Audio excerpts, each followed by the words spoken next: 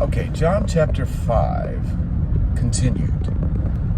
When Jesus said that the Father has life in himself and has given it to the Son, life in itself, the practical application of that is that only a thing, an entity like God the Father, can create a thing that is finite like us, because we were created. We were from our parents, and they were from their parents, all the way back to Adam and Eve. So even the first set of parents were created.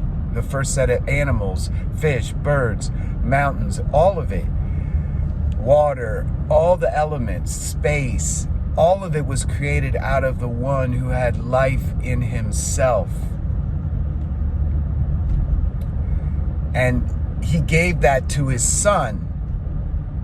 So that means that Jesus and the Father are the only two eternal entities. Now we know about the Holy Spirit, but that's not mentioned in the text. Let's just focus on the Father and the Son. The Son has life in himself. So when he speaks to the dead, they will hear.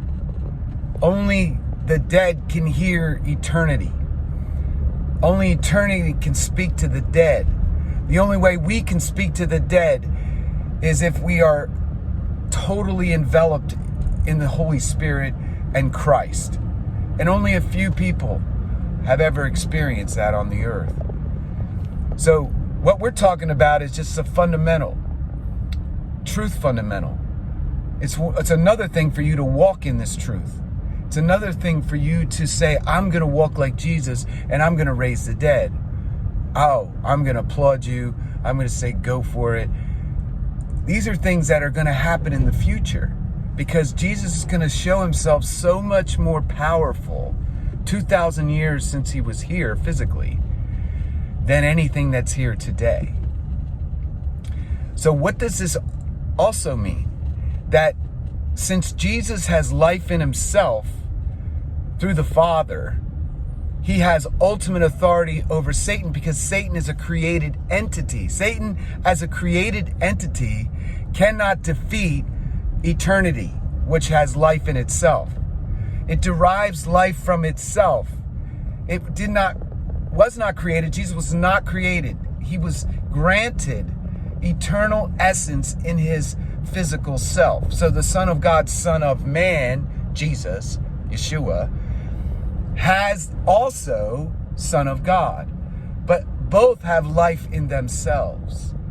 They are self-determining entities that have authority. Because if you're not a self-determining entity, so today they're going to try to deceive us with aliens. They're going to try to intimidate us with transhumanist type entities that want to scare us. They're gods, the gods they made up. Those entities are not lives unto themselves. They're created even out of the mind of man to even articulate to us today the gods of the Romans, right? The gods of the Egyptians, the gods of the Babylonians, the gods of the Assyrians. These are all created entities, words, but they have power because they go back to source, which is Satan, right? But we have Jesus' source, which is life unto itself. Absolute life over all other created things. So he wins. God wins. We say that a lot, but God wins in time, space, right now. That's why the prophets are here to say what we say, is because we're here to say God wins, that you should hold on, that you should not give up, that you should not give in to vaccine mandates. You should fight the fight of faith. You should stand with God, who has life in himself, and therefore you have life with him forever. So that's the beautiful, most powerful thing that just really excited me and why I'm in a good mood today. May God richly bless. Goodbye.